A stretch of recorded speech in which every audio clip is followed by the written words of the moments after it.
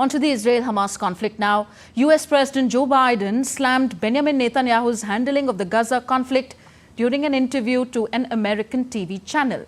My colleague Julia Chapman is in London. She gives us more on this and other stories making headlines around the world.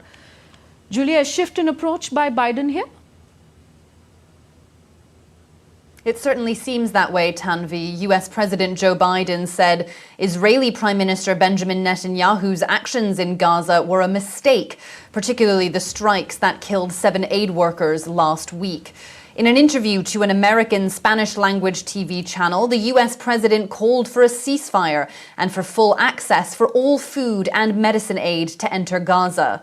President Biden has previously said the burden lies with Hamas to agree a truce and a hostage release deal, but this is the strongest rebuke so far to Israel since the conflict began. I think what he's doing is a mistake.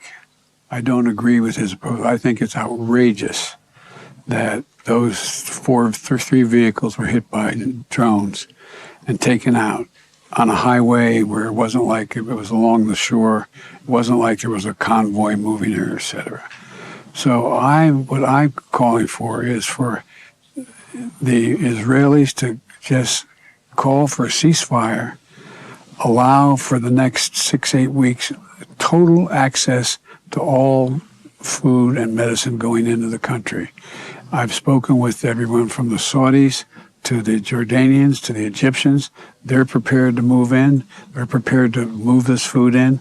And I think there's no excuse to not provide for the medical and the food needs of those people. They should be done now. Meanwhile, US Secretary of State Antony Blinken met UK Foreign Minister David Cameron in Washington on Tuesday and discussed the looming Israeli operation in Rafah. Mr. Blinken says the US is continuing to work towards a ceasefire. We continue to work very closely with Israel, with Egypt, with Qatar, on getting an agreement that will result in an immediate ceasefire and the release of hostages, and also create even better conditions for surging assistance to those who need it in Gaza. Reaffirming his concerns about humanitarian access to Gaza, UK Foreign Minister David Cameron said the UK's position on arms sales to Israel was unchanged. The latest assessment leaves our position on export licences unchanged. This is consistent with the advice that I and other ministers have received, and as ever we will keep the position under review. Let me be clear, though, we continue to have grave concerns around the humanitarian access issue in Gaza, both for the period that was assessed and subsequently.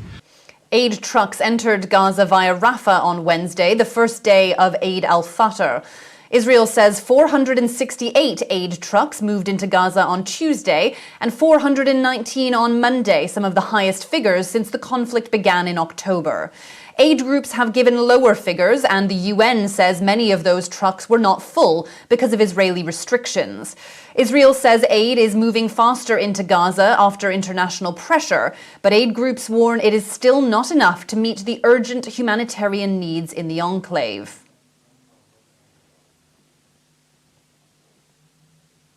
Seven tons of aid was dropped by the French military over northern Gaza on Tuesday, comprising of food and basic necessities.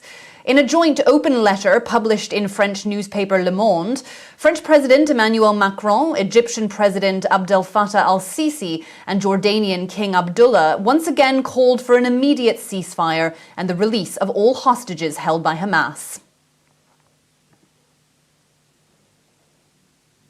Well, DD India's Alex Kadier joins us live from Tel Aviv. Alex, what is the latest on the ceasefire talks?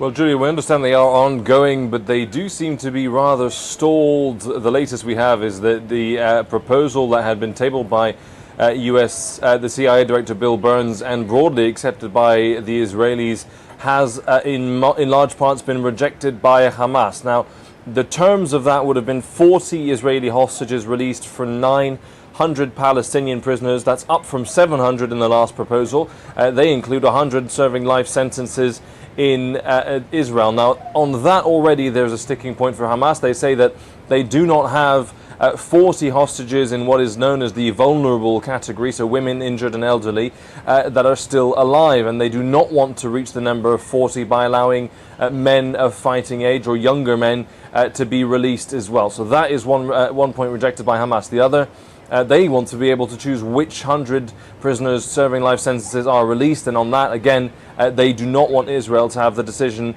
to make on that particular issue. Now, the other issue, the return of civilians to northern Gaza. We know that the Israelis have increased the number of civilians they say they will allow to return to the north of the enclave, but again, Hamas saying that they do not want to see Israeli security checks on people heading back north. So these are the kind of details that are being discussed, that are being debated. At the moment, we understand the latest we have from Hamas is that the proposal does not meet their demands. They continue to study it. We understand we may have some progress, we may have some movement in the next few hours, Julia. And meanwhile, Iran and Israel are continuing to trade threats. How likely is an escalation in this war? Well, it feels very likely, and it's certainly front of mind for all the Israelis that I've spoken to in the last few days. We know that the Ayatollah in Iran saying that it is only right that Israel be made to pay for its crime. That is the airstrike widely attributed to Israel, which killed several top Iranian generals in Damascus just a few days ago. We've had a response from Israel's foreign minister, Israel Katz. He says, well, if Iran were to strike Israel from its territory, Israel will respond in kind, and that clearly showing that while we expected an escalation perhaps in the north with the Iran-backed Hezbollah militia, or with Iran flooding more weapons into the West Bank to try and increase the attacks on Israelis, this could lead, we understand this war of words, to a direct escalation between Israel and Iran, which could plunge this region into further violence. We know a lot of diplomatic efforts are going on behind the scenes to try and stop that from happening, but publicly those two sides clearly gearing up for something bigger. Alex Cadier in Tel Aviv, thank you.